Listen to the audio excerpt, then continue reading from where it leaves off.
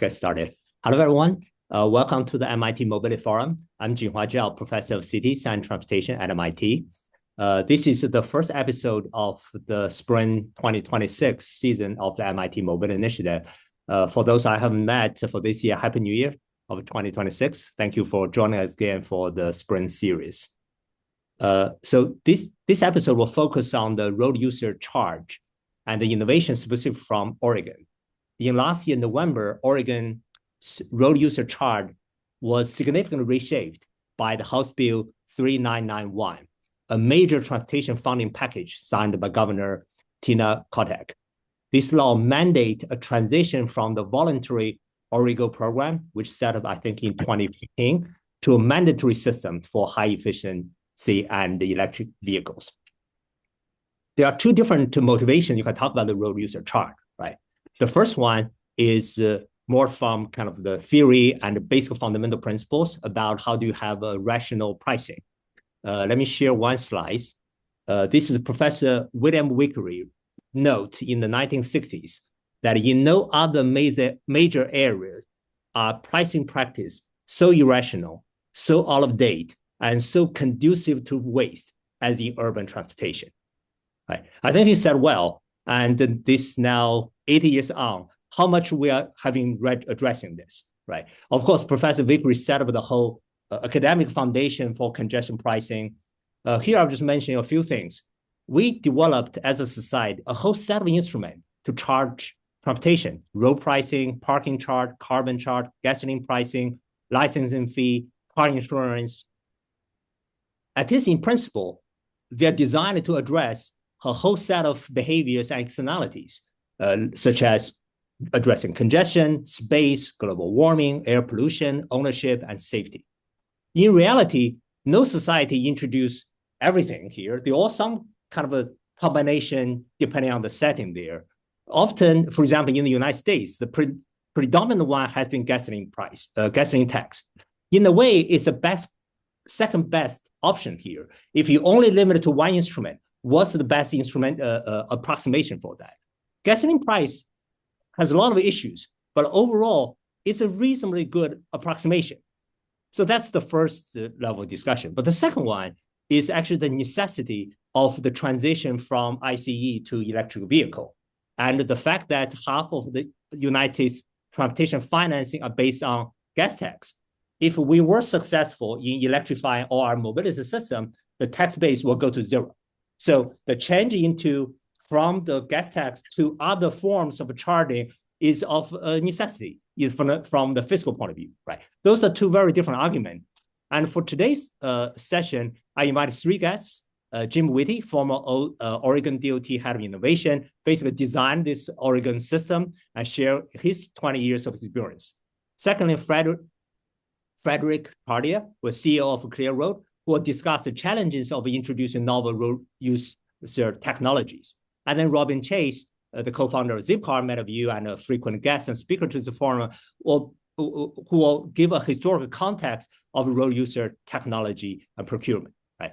Before I introduce Robin to introduce the historical context, I do want to emphasize a norm of this forum that is for everybody, here I refer to the audience, to contribute one idea, either a comment or a question to the panelists in the chat. Now I give the forum to Robin. Yes. Jinhua, thank you. And I loved your introduction because I feel like the reason I am enthralled with this topic is gas taxes were great when we had no technology. Now we have some technology. We can do much more fine tuning. And what is the way we can get to user fees that actually reflect costs? And so I put together some slides that Bhuvan is going to do for me. I just want to give a little bit of context here. So technology in cars, this is a timeline of the first electronic road tolls. So 1986 in Norway, 1989 in the US, they started in New Orleans and Dallas. 1991, the Pike Pass in Oklahoma was the first that was full speed, as in you didn't have to slow down, and it kind of really was the beginning of what we think of as Easy Pass. And whenever I think about when it was first happening, I think about the 1991 Easy Pass because it was a regional group meant to become a standard, and today it's in 19 states. What's interesting to me as we think about this is I want to posit that that technology that was implemented in 1991 is pretty much has been unchanged for far too long. Next slide.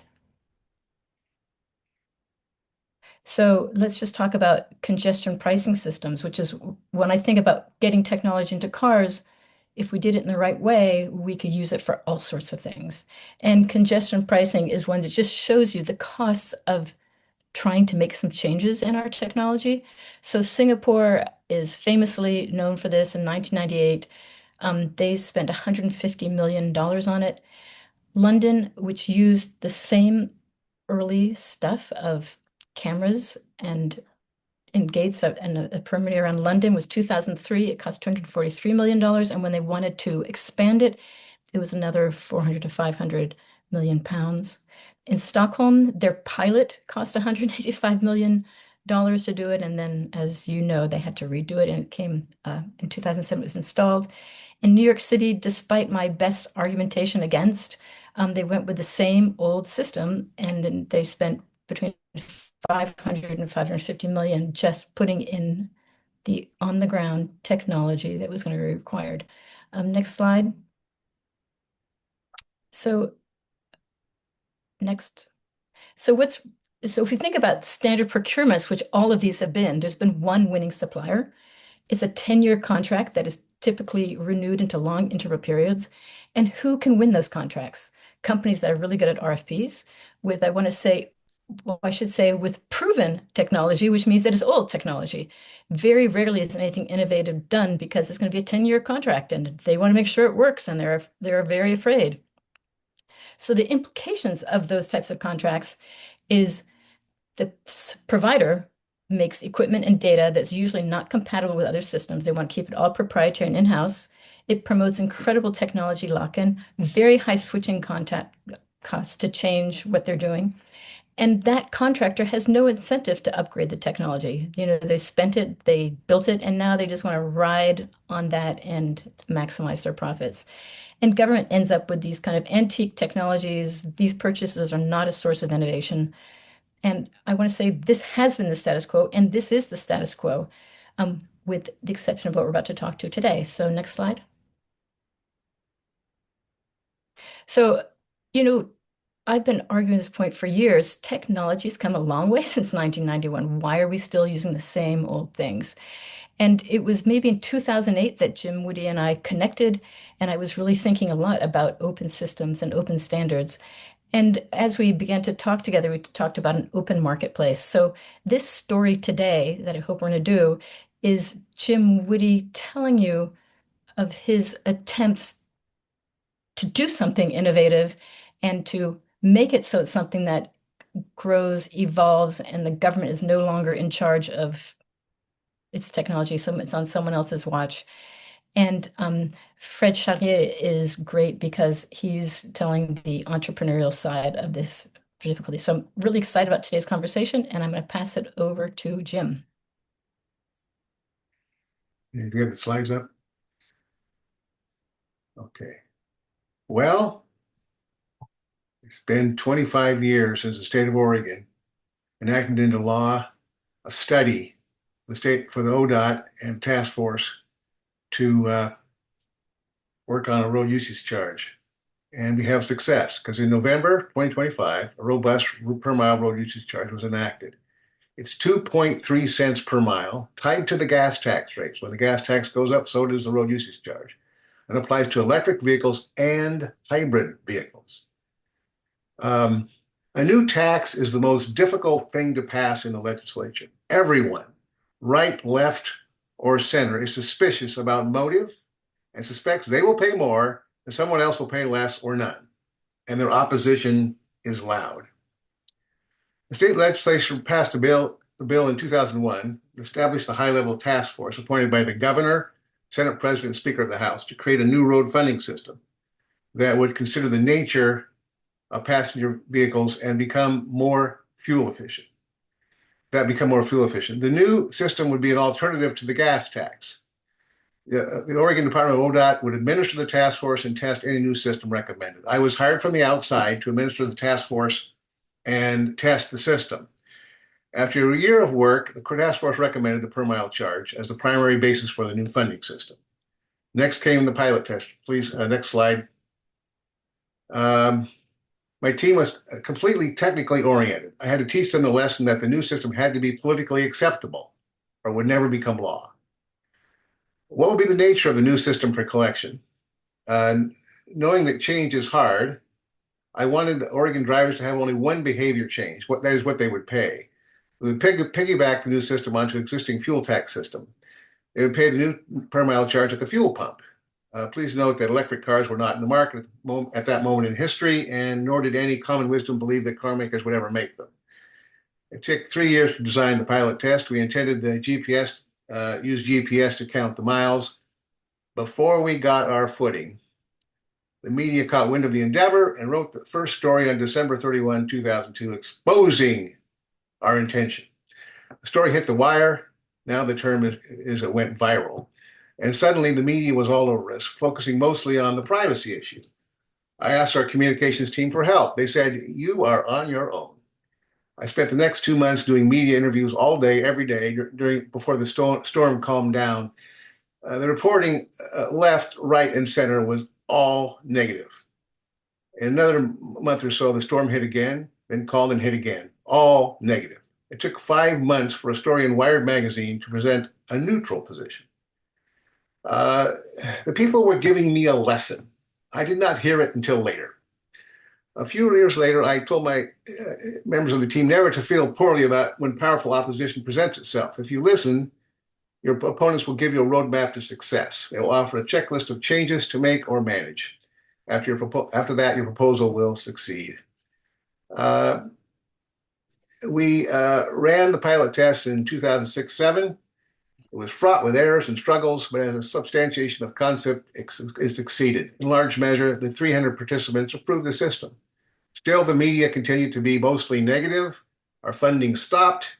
I knew something had to change to go forward. Next slide. In 2008, the Transportation Research Board asked me to write a report on how the nation should proceed in examining road use charging on the national level. During peer review, I asked someone to read my paper that I had met the year before. Her name was Robin Chase. Though highly positive about my work, and even calling it seminal, she had one recommendation. Systems I proposed were closed. One technology, one provider who owns it, lowest bid wins the contract. She said I should consider an open system. I responded, okay, explain why. Next slide. A closed system has one way to do things, one provider who owns the system and technology. Change and evolution is difficult and expensive and often does not happen. An open system provides flexibility. No single provider owns the system, and there may be multiple providers. Oh, this is the next slide, sorry. Go to the next slide. I knew right away I had to rewrite the paper and change my approach to the problem. Next slide. Despite the flexibility offered by an open system, the privacy issue still hampered progress. For years, I had advocated for use of GPS, declaring ODOT could protect the mileage data. I kept running into no. A key moment occurred during a talk I gave before the Oregon architects. I thought, these architects will understand. They treated me very politely, and during Q&A said they supported the per mile charge, then asked, does the government have to use GPS? I knew that idea was finished. Driving home, I pondered why I had lost the case. I looked at my cell phone and BlackBerry laying in the passenger seat. Both devices had GPS chips. Millions of people use them anyway. The difference was that those devices were provided by private companies and people chose to use them. Then clarity hit me. The government should not choose the technology. The government should not require use of GPS units. If drivers wanted to use devices with GPS chips, the private sector would have to provide them. With these lessons in mind, the objectives became clear. Oregon needed a per mile charge system that was accurate, cost efficient, and protects the driver's privacy. The new system must encourage the evolution of data gathering and payment system and have the ability to scale up from a starter system to millions of vehicles. Because in 2010, the manner of collection for mileage data was in its infancy, the new system needed the creativity and risk-taking abilities of the private sector to discover the best ways to collect mileage data and RUC payments. system had to be open. No single entity could own it. The system needed a competitive market with more than one account manager available to motorists. ODOT's role would be set to outcome-based standards and certify private sector companies for operation. Under an open system, private sector account managers would offer whatever methods and technologies that they could devise that met ODOT standards. Drivers would choose a commercial account manager and which one, or the government account manager. If a government chose the government, they would choose an odometer-based mileage reporting, not GPS. This open system would evolve over time and scale with the growth of number of payers. I knew this open system, open market approach to per mile road usage charging would work politically. The center right would like the heavy involvement of the private sector.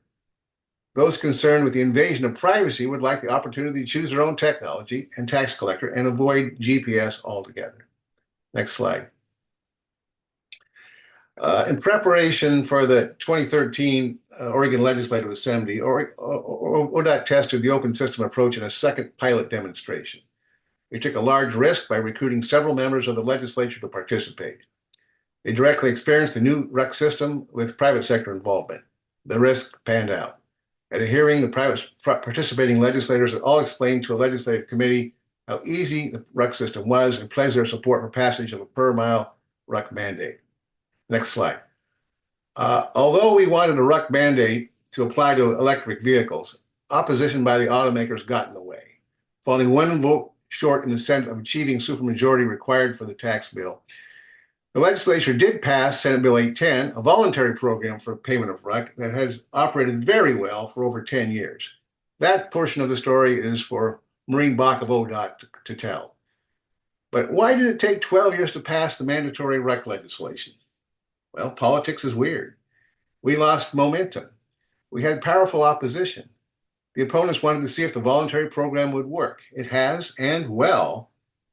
But once political momentum is lost, a cause needs another opportunity to arise. The opportunity arose last year. The state of Oregon needed a large road funding bill because the revenues were down, caused in large measure by greater use of EVs and hybrid vehicles. Large cuts were about to happen to ODOT's budget. An experienced Republican legislator who had chaired the original road funding task force called me to say the per mile charge, road usage charge would be among the proposals considered for the large omnibus bill. He didn't want ODOT to present the RUC program called OReGO to the legislature. Even though I was retired, he asked me to do it. Although I had not testified before the legislature in 10 years, I said yes. The hearing was held on March 25th, 2025. Happened to be my 70th birthday. I explained the history of the per mile charge concept and advised that OReGO was ready to go from voluntary to mandatory. My testimony was well received by all political stripes. There were no longer powerful opponents. There were no longer any opponents. The committee added the per mile charge to the omnibus bill. The omnibus bill passed the legislature, but that was not the end of the uncertainty. The Republicans announced opposition to the bill's increase in taxes, leading to a referral of the bill to the voters. In Oregon, however, not all the elements of the bill need to be included in a referral to the voters. Some provisions can be left to become law. When the Republicans filed the referral to the Secretary of State, the per mile RUC provisions were left out. The Republicans supported the road usage charge. Thus, the mandatory per mile road usage charge became law on January 1, 2026. The first mandatory payers of the per mile road usage charge in Oregon will be obligated to do so beginning July 1, 2027.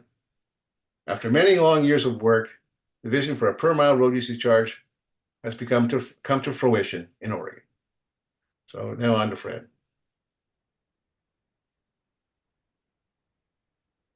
Thank you so much, Jim. Fred.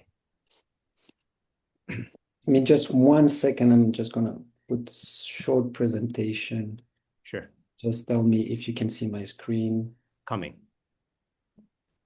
Yeah. If you full screen it, that'd be great. So great to be here.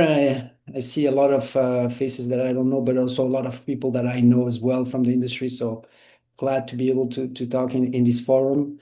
So I'm just going to give a quick intro about what ClearRoad is, and then also tell a bit the story on the Oregon side, which I've been involved for numbers of years. I was, before starting this company, I was working for a large road concession on more traditional tolling, and I had the experience to see how challenging that approach was to expand to more roads and potentially all roads in the future. So coming to Oregon, that's where I realized that there was like much more potential to try to leverage existing technology already in vehicles. And 10 years ago there was less technology, but today there's even more and more possibility to do pricing, leveraging what's already there, and not trying to add new toll tags or other technology inside the vehicles to be able to do pricing. And so that was the foundation of our company, and we have been leveraging that idea and trying to support different pricing schemes. So traditional tolling, roads recharging, congestion management, and freight permitting, with working closely with governments around the world. Our solution, in a nutshell, is trying to take the data as it is from all the different sources already available on the road or in the vehicles, and then apply pricing to it based on the different scenario: tolling, roads recharging, congestion pricing, and freight charging, and then create those transactions, then being able to send it to a billing system that will collect the revenue from the users. That's where we specialize, and we had some success, especially in the roads recharging scheme, where we are operating in 2 states, and we have also supported other efforts across the nation. We have, like, over the years, since 2017, when I started the company, build a full team, get funding from investors, and have grown since there. And our solution is quite flexible. We try to add value, not try to reinvent the wheel. So we have created in a modular way to add the component needed to augment any pricing system already existing, or building from scratch new pricing systems. So we can either complement a tolling system to enabling roads recharging, or we can provide end-to-end solution to do roads recharging from scratch. And on the focus on collecting from the vehicle, we have multiple approach to collect data. So we leverage devices that are already in the car. We or can be added, like OBD2 devices or fleet telematic devices for truck, for instance. We also leverage the existing OEM technology built by the auto manufacturer to get the data we need, and we also can bring, like, a mobile app approach to collect the data from the mobile phones from the drivers. Just to give a little bit of a background story. I'm very tied to the Oregon project because initially I was living in Europe, working on these toll projects in Europe, and I was sent by my former employer to start this new innovative project in Oregon, and start working with Jim Whitty, Maureen Bach, and other folks that are in the call today. And so it was very intriguing for me, and I was fascinated by the potential of this new approach. And what was interesting is, at some point my management asked me, okay, where are we going? Should we invest? Should we not invest? And I came up with a presentation about what was the long-term vision I was seeing for this project, and I kind of took an analogy of saying, okay, right now we're at the beginning of a crossing the desert. So we don't know how long it's gonna be, but basically, if we cross the desert and continue investing wisely during that period, once the crossing of the desert will finish, then we'll be in a very strong position to become the leader in the space. And my former employer was really well positioned to have that positioning. And interestingly enough, the management said, not interested. We don't like crossing the desert. We only invest in immediate return or short-term returns. There's no way we're gonna, hold on something where we don't know when it's gonna be finished or not. And so that's where I realized that I needed to build my own company. And so I left my former employer, started ClearRoad. Jim has been a very key factor in that decision. I remember, having a coffee in Portland and discussing about that idea. And, with this enthusiasm, it kind of convinced me to left my job and starting a new venture. And I will be always grateful to him because of that. And so interestingly enough, as a company, we have continued working and supporting the Oregon program since then. And as a subcontractor to players that was operating this program. And what's interesting is when the program was launched in 2015, there was a numbers of companies that was involved. And through this crossing of the desert, none of them are still operating today. So the only company that's kind of still there wasn't it's ClearRoad. We kind of follow on in a positioning that was allow us to stay alive as long as possible, making some sacrifice, but being able to continue while the politics the political environment was good enough to be able to move to the next step, which was achieved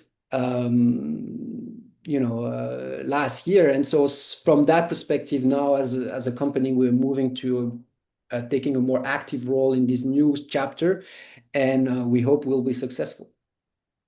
Great. Thank you so much, Fred. And Jim, this is an amazing story that we just heard. So I'll invite Robin to start the question. Robin, press. Yeah, I loved the stories, and I was just reiterating a point I thought was fascinating that Jim mentioned, which was it was when he combined an open market system, which pulled in all the people who are really interested in economic development of companies, and that enabled people to feel better about privacy choices. It was kind of an interesting that it's not the government who's necessarily collecting my data, although you can choose who's seeing that, which provider.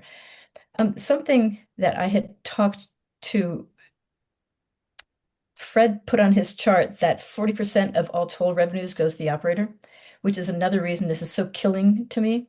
And so, Jim, you had mentioned to me earlier what fraction in your pilot and in this open marketplace future, what fraction of revenues are the providers getting? And so, therefore, what is left for the state?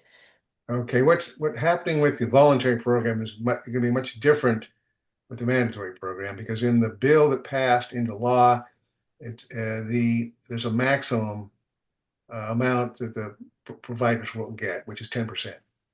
It can be less over time as efficiency is proved, but the legislature put that cap in there, and that makes it more like a regular tax. I mean, most taxes are in the 10 to 20%. Now this one will be 10. Some, the gas tax is super low, so 1% or less, but it's no one can go there. It's impossible. But 10% is a reasonable number. That's the amount that that's the provider's cut of the revenue. Yes. Yeah. So just thinking about that, I want you to think about want the audience to think about what's happening in New York City and congestion pricing and what fraction of that is going to money that the MTA needs. So it's another thing that's totally intriguing to me by this open marketplace method, and using what I love about Fred's work, which has been my dream, is that he's using existing devices that are now everywhere and ubiquitous in the environment. How many connected cars, how many cell phones in cars, and it does make it trickier, but that is one of the pieces that's important for your work. Yeah, Fred? Like when you're trying to persuade people, institutions or states to do this, is that one of your arguments, or how are you finding doing this new approach? Yeah, so just want to provide a clarification, the 40% is up to 40%.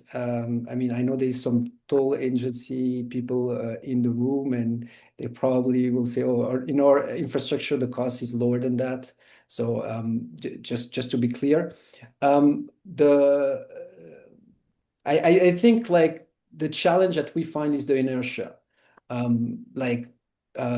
the sink cost. So when an agency or in general has invested millions of dollars, if not more, into building an approach and also building like equipping so many vehicles with devices and so on, changing gears is very, very difficult.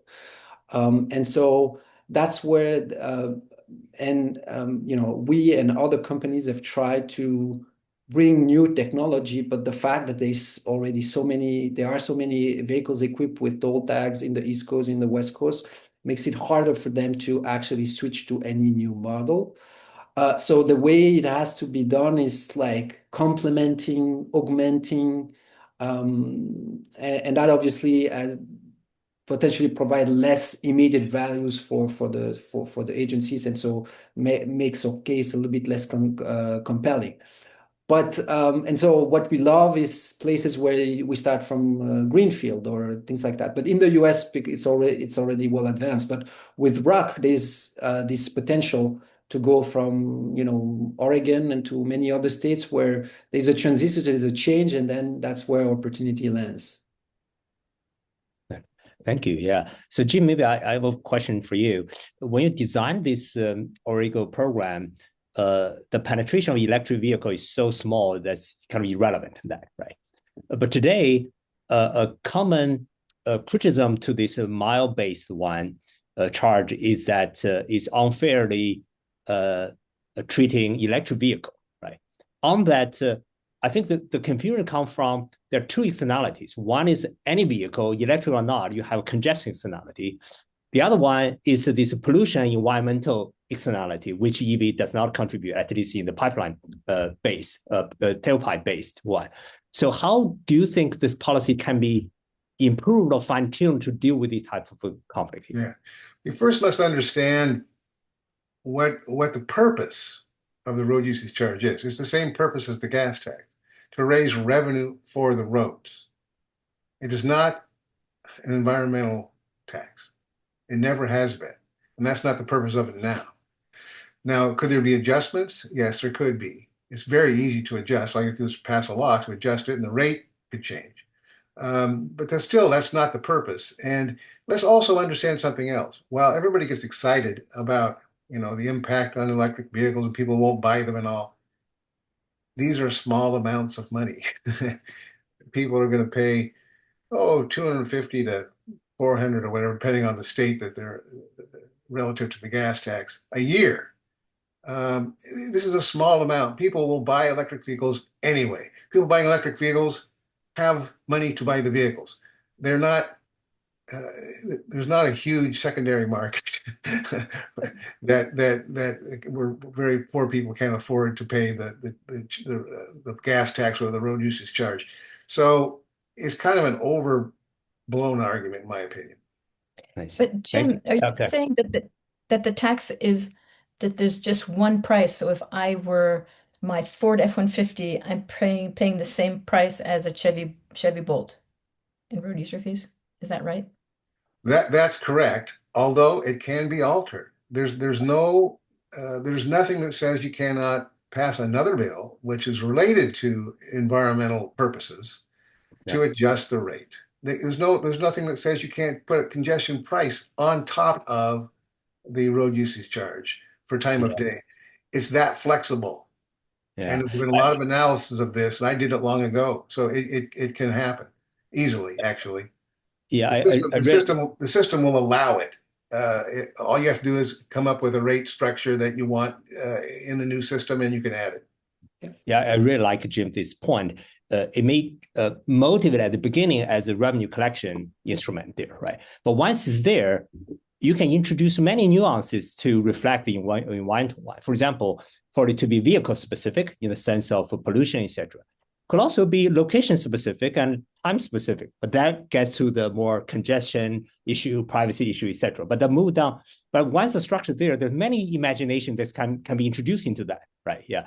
So here, maybe move to Fred for a technology question. Say, the ideal world is we can measure all these different degrees of behavioral and charge accordingly, right? The question is to monitor that and to enforce that, the costs have been very high. But with the technology progress, as you presented, potentially we can reduce those enforcement costs dramatically. Therefore, we can introduce this more imaginative policy on that. So give us a sense of where we are in terms of this technology, how much we can reduce this enforcement cost. Therefore, when we design policy, we don't need to worry too much about this technology costs, etc. Yeah, and then I'm going to take an example of what we have, what we have done in a city in Bogota, Colombia, where basically we came and there's someone from that program on the chat. Their challenge was, okay, it's great what you're doing in the United States, but we are a developing country. We need something cheap. We need something that's scalable.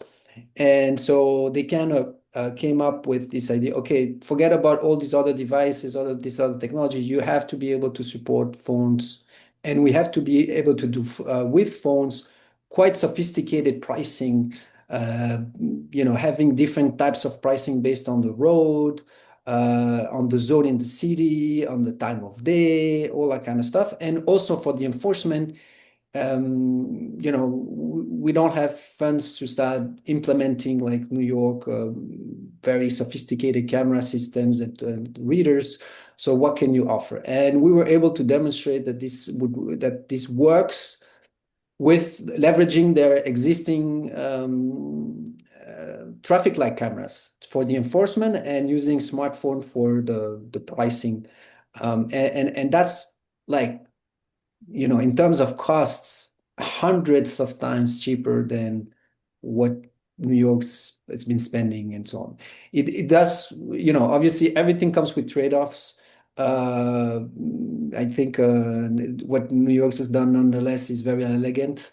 But obviously, like it's applying to a city center of, the most concentrated wealth in the world. And so obviously you can spend $500 million for a very small piece of land, and that will still be cheap compared to how much you can collect.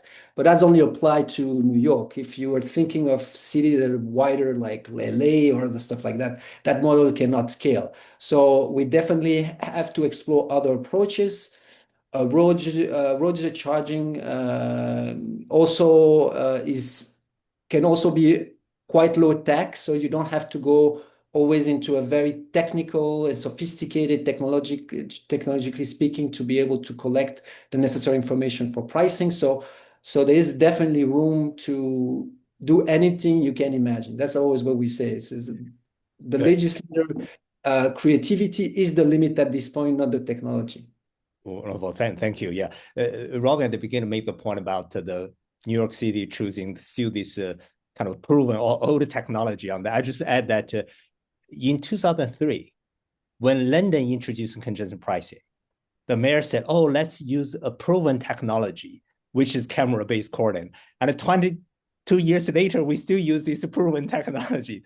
One of the things when the second round of congestion pricing in New York, I was trying to tell people that Uber and Lyft have effectively proven that you can do surge congestion pricing using smartphones. Like the idea that it was some crazy technology would require all this amount of money, that in fact, that's what they have been doing is right. Yeah. But then, of course, at the broader level, which technology use is still secondary. The fact that New York City implemented this program and so far reasonably successful, I think that's the first order debate, of course, on that, right? Yeah. Based on that, let's try to have a better. Jim, back to you on this. So despite there's a lot of kind of a difficulty in the electric vehicle market in the United States these days, right? But despite that, I think it will still happen. It may be slower compared to Europe or China, etc. So with the transition to electric vehicle, I think they will force the debate, right? Whether you like it or not, somehow we have to collect money and finance this, right? So how much do you see the Oregon experience can really start to penetrate to the rest of the country? And what advice do you have for the other states who are contemplating this possible transition? I think the rest of the country has been waiting for Oregon to actually pass this into law. We were the first ones, Minnesota and Oregon were the first two states to really go into this and research it deeply and with some sincerity and hope. We have worked with other states.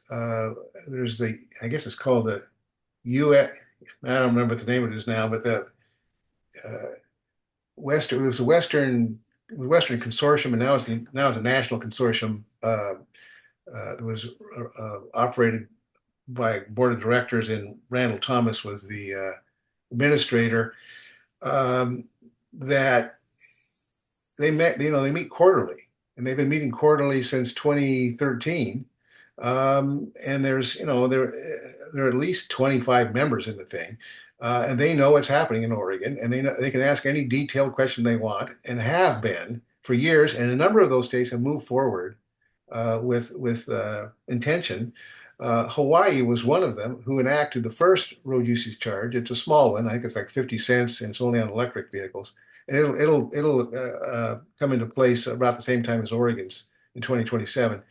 And then Utah has a voluntary program that Utah learned about road usage charging from Oregon at this consortium. So it's happening elsewhere. And then we have the East Coast that has its own organization that's operating, researching it. It's happening all over the country, and it has been for a good 10 years or longer. So seeing Oregon's operation and finding out that it actually work is going to be a big deal. Everybody's going to want to know, how did you do this? And they know a lot about it now. But yeah, it's gonna seep everywhere, and I think it's going to be an explosion across the country before too long. Right. So from voluntary to mandatory, the scale really explodes, right? Are we talking about 100 times or even 1,000? How big is the scale? Or 1,000 okay. times? Yeah. The number of volunteers in Oregon is about 1,000, and that's not a knock. It was a test. It held in place for 10 years. It was there getting ready for the mandatory program to show up. And could Oregon have had more? Yeah, probably. But they had to market to do that, and marketing is something government doesn't do very well because legislators don't like marketing. You're spending money properly. It's hard to do marketing. So 1,000 volunteers were just fine to carry it for 10 years, and then all the bugs were worked out, or not all of them necessarily, but most of the bugs were worked out, and it's ready. So what we'll see, though, is hundreds of thousands of vehicles that come into this system in short order. And as the electric vehicle and hybrid markets grow in usage, potentially millions in Oregon. So that's just Oregon. Think about, and we're 1.5% of the population in the country. This could be massive. Yeah. So, Fred, when you think about lots and lots of states adopting this, what would you be telling states to make sure are in their proposals so that you don't have to build one of in every single one of these states? Like, what are the standards or the norms that you think should apply to states trying to put together an open I marketplace? think there's a fundamental question of open market versus traditional procurement. So that question is, Oregon chose an approach which I think it's a very good one for all the reasons you have explained, but most of the other states have not so far. So I would emphasize the benefit of the open market approach. And then, then the second thing is don't reinvent the wheel. Oregon has put together the documentation that can be the base of any program. And they're not the only one. There's many other groups that have been working on those during these 10 years and have put together all the necessary information for even too much information to be able to use. And I can just quickly compare to Europe, where in another form, roadside charging is taken Europe in almost every country, especially on the truck side, where it's operated at a very large scale. The big difference is in Europe, this has been driven by the European Union, and they have set up standards. And that kind of help everyone follow the same rule.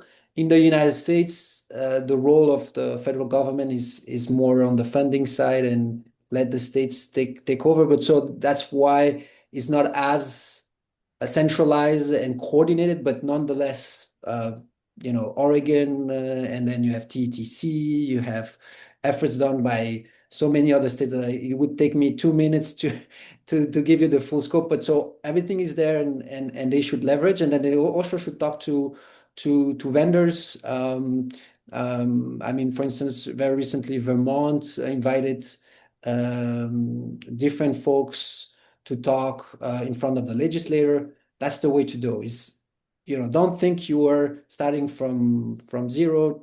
Leverage what's out there already. Good. Maybe last remarks from me. I'll give it to John for the Q&A from the audience.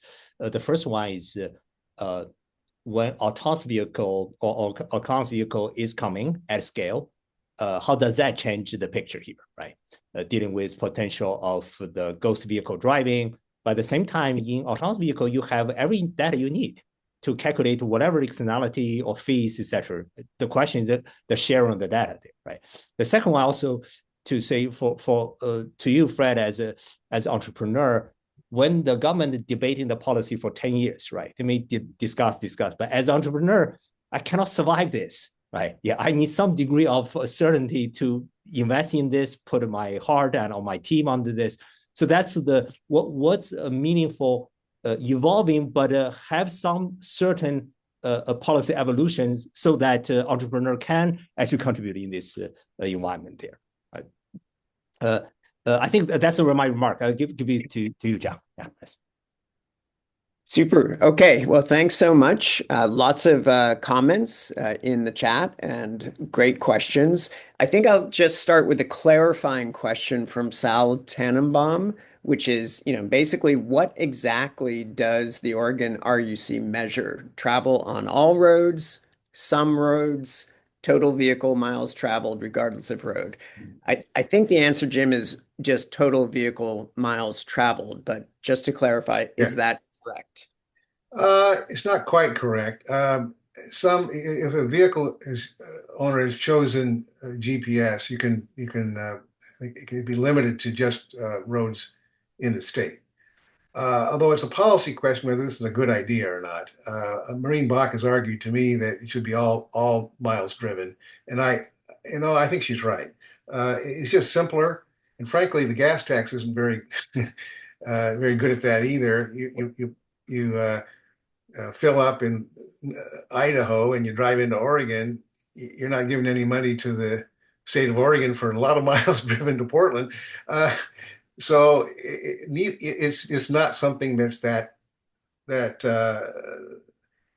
important to be so close, to be spot on. That's not a policy that's required. Most taxes are that way. They're more good estimations of rather than such great precision. The cost to do precision and the invasion of privacy required to do precision is simply too much. And people don't want it, and it's better to be close, very close, than precise. Interesting. Okay, great to clarify that trade-off in taxation theory. That makes a lot of sense.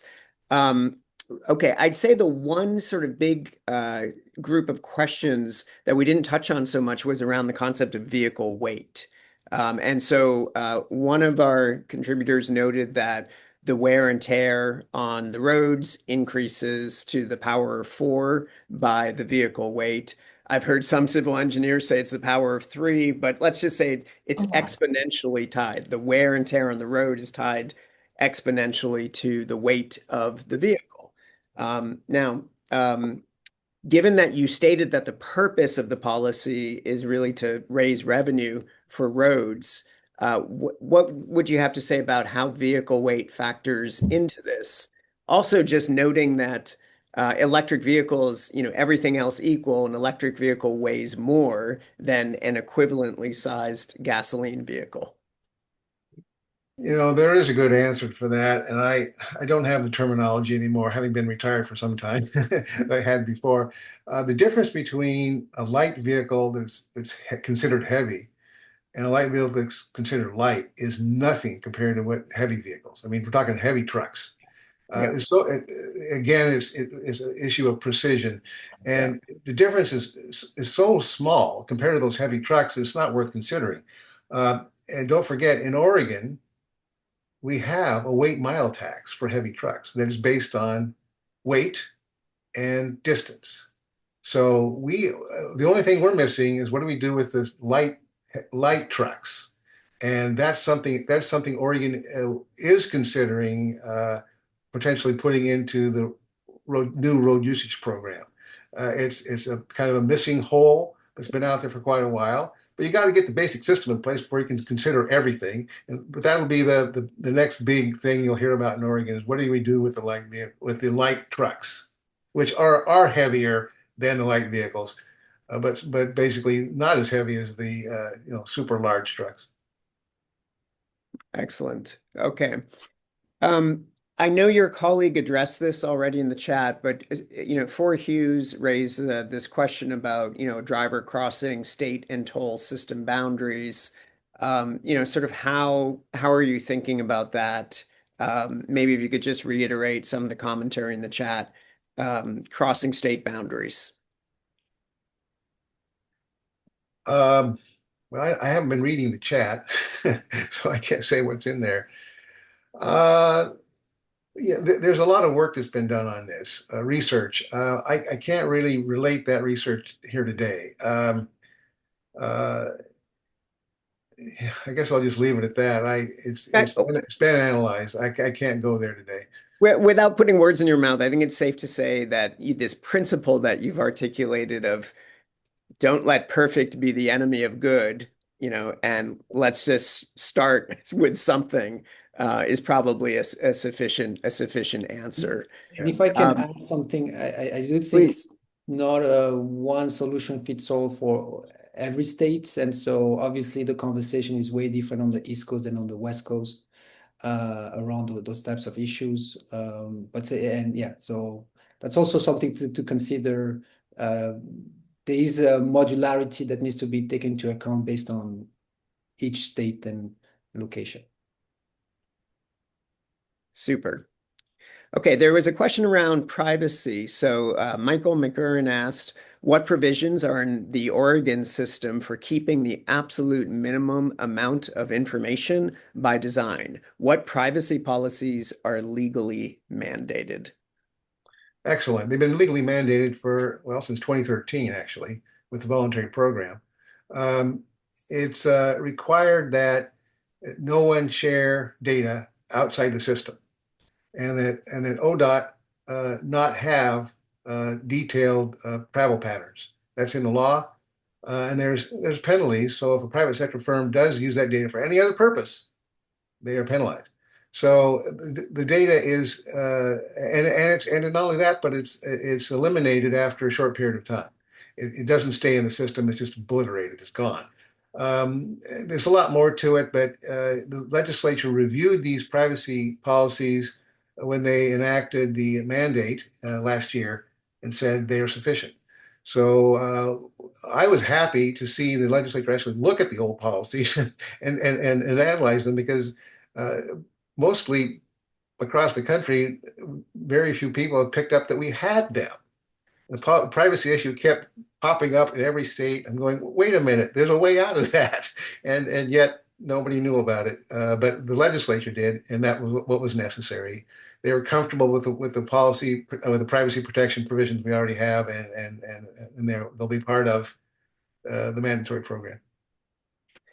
Can I And Robin and Fred, please jump in with comments. I just have a just follow-up question on that, Jim.